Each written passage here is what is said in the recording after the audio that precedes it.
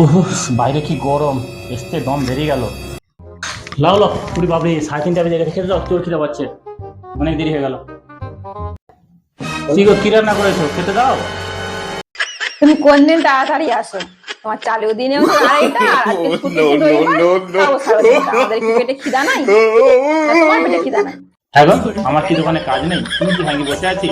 সামনে তো বিশ্বকর্মা পূজা, এই দুদিনে যা কাজ দিতে হবে, ওই জন্য তো লেট হচ্ছে। তুমি এমন বলছো, আমি যেন সব দিনে লেটে আছি। একদিনে লেট হতেই পারে, সোনার কাজ একদিন হতেই পারে।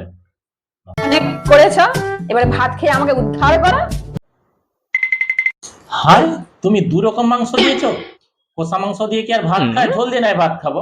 রবিবারে বাজার কষা মাংস, অন্য কিছু হলে ভালো হতো না? দাঁড়াও, আমি ফ্রিজ দেখে নিয়ে আসি, দেখি।